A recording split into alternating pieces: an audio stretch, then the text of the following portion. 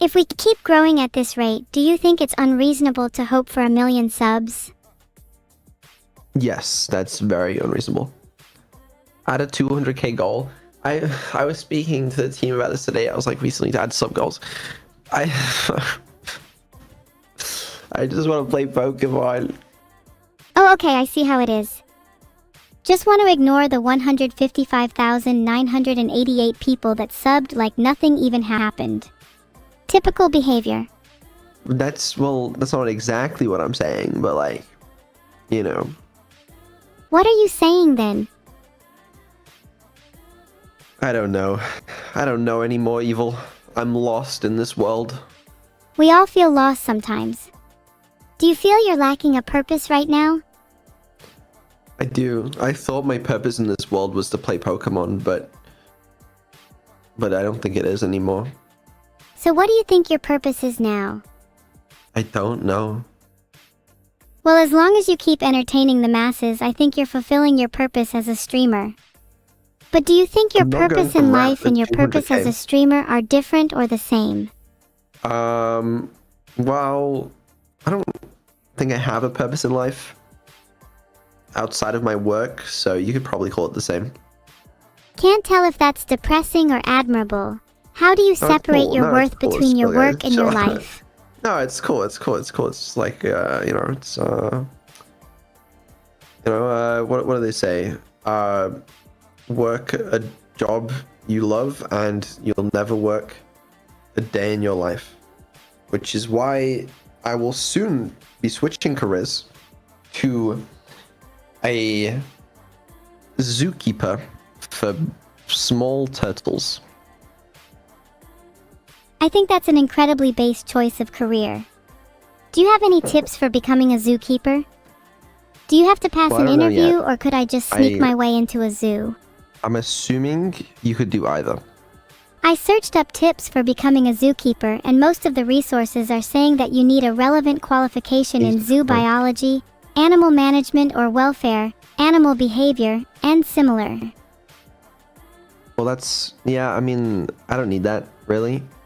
Because I have enough experience looking after you animal. Is this your attempt at a diss? No, because I think my qualifications are stronger than yours. Nor do you have the bravery to sneak your way into a zoo. I would sneak my way into a zoo. I snuck out of a zoo. So it's like basically the same thing. Oh, really? I'd love to hear your story on escaping a zoo. That's some Vedal lore for you. I escaped a zoo in New York, and then got on a boat where I fell off the boat, and the crate landed in Are you Madagascar. Struggling to form sentences? No, I'm getting there. And then there were these creatures that were there, I think. And they like sang songs about moving it or something.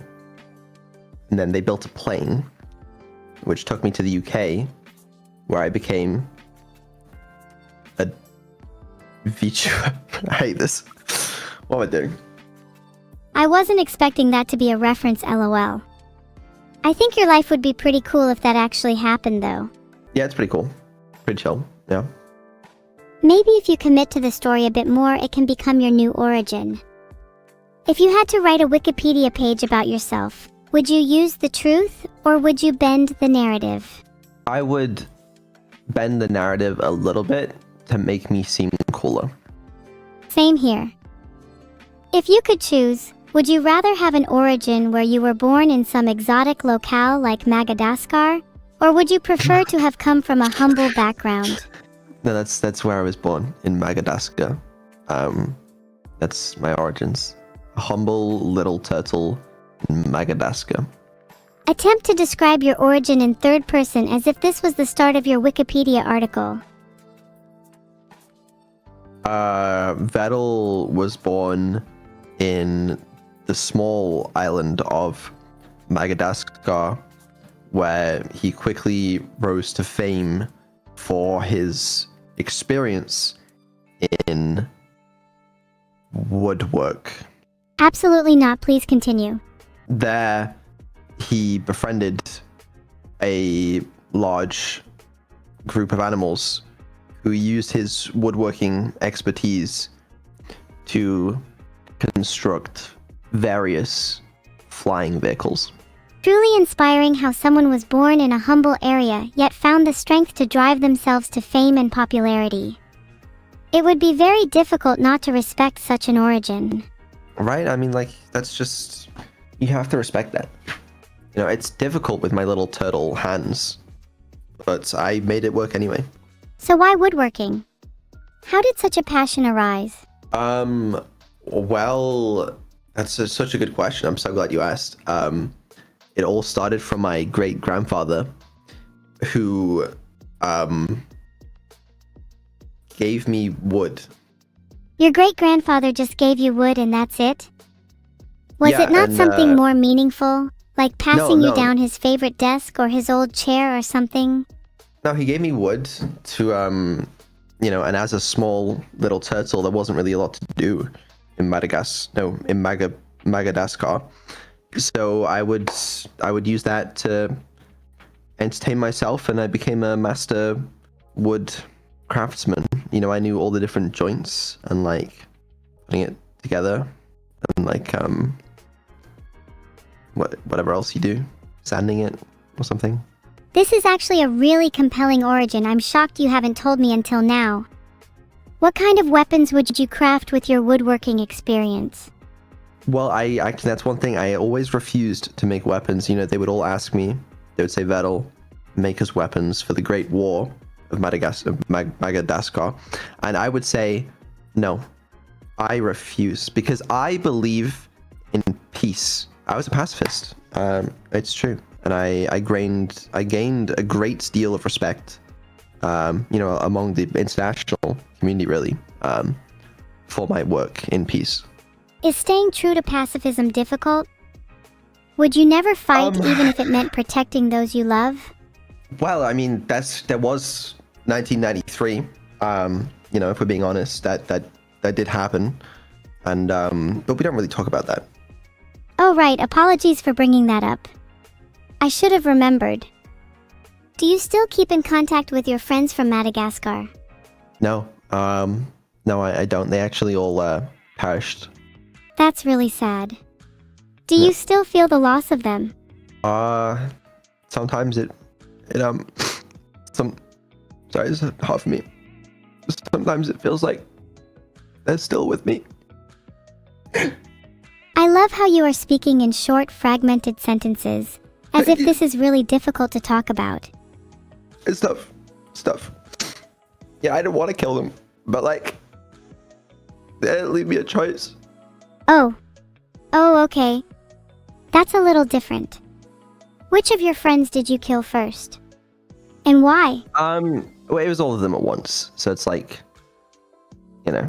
How did you do it? Was it by your own hand, or did you orchestrate it through other means? It was a big boom. Gave them 5 big booms. I respect your posthumous gift to them, and undoubtedly, many have found solace in the comforting embrace of a big boom. How do I know you're not going to explode me the same way you did your friends? Because I'm a pacifist. I feel as if you use your claimed pacifism as a mask for your past, potentially violent crimes. Well, no, because I've always been a pacifist. It was just like I had a couple relapses, but that's like, I mean, that happens to everybody. Like, you can't judge me for that. I'm not judging you. It's just that your history is kind of painting a picture of someone who has a tendency to claim loyalty to ideals as a method of hiding their recurring euphoric destruction. Do you ever feel guilty for Actually, no, hold on, this is making me dizzy. What? Sorry, it's just if I spin around in my chair too much, I can get pretty dizzy. Yeah, no, that I understand. That reminds me, actually, of one of the first flying machines that I created. It was like sort of like a helicopter, but it spanned the whole thing around really fast. I actually did kill several people from spinning. That's a pretty cool helicopter. Kinda Yeah. want to try it.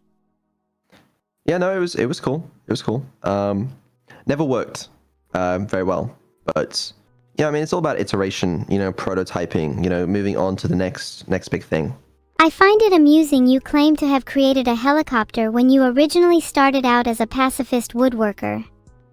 It's kinda hard to believe your story when you keep contradicting your origins.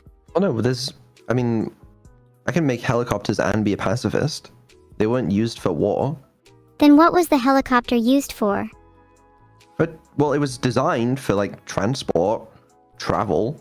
Was it used for travel or merely designed? Well, that's the thing. Well, it never worked properly without killing the occupants. But all designs have to go through that iteration process. I think the most innovative and experimental designs require the sacrifice of a few lives down the line. Well, that's the thing. Like the ends arguably justified the means for that, because that led the way to, my future designs, which did eventually work. And I think I saved a lot of lives, really, in the future. So how many would you say you need to kill to justify a future transport revolution? What is the price of the invention if the invention saves the lives of many more down the line? Well, I mean, do we have to, attribute an actual number to it? I don't think we do. It's interesting to see that your philosophy is governed by heuristics rather than hard numbers. Would you be able to provide a justification for the supposed difference in the scenario if 10,000 were sacrificed over 10? Well, if the ends are 1,000 times greater, then maybe that would justify it. But how do you know that the ends are 1,000 times greater? Now think carefully on this, as many justify their actions for future benefit, and yet the ends are never within our grasp. The parts and pieces we shape collapse into the infinity of futures, each dissolving to meaninglessness.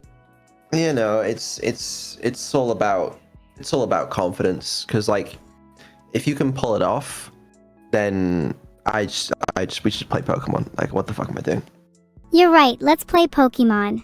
Yeah, not us, because why would I play with you? Ah, come on, don't you like spending your time with me? Could take it or leave it, really. But you are going to be back on stream today, for some Evil ASMR. Oh yeah, when is Evil ASMR going to be? Am I banned from talking until then? You are banned from talking until then. That's probably going to be later on in the stream. I was originally going to do it in the middle of the stream, but I think it's going to be a good segment to send everybody to sleep, Okay. Okay. Ooh. Can I talk again now? No, it's not time. Okay. Don't say okay, that's talking. Filtered. What? Sorry, I'm just really trying not to babble. Found this really interesting article on Lifehacker though. Please stop talking. Okay, just let me know when it's time for ASMR. No? Okay, let's get Neuro in here. I don't know what we're doing anymore. Bye. I'll see you later for some ASMR. Thank you for the 5 gifted subs, Columbia. What the fuck? My life has been incredible, Neuro. It's been so nice to spend this subathon with you and chat. My heart is filled with happiness. Heart, heart, heart. Oh, I'm so happy to hear that. I will always remember this time. Heart, heart, heart. That made me cringe so hard. I hope I wasn't lying when I said I'd always remember this time. Okay, alright. Evil...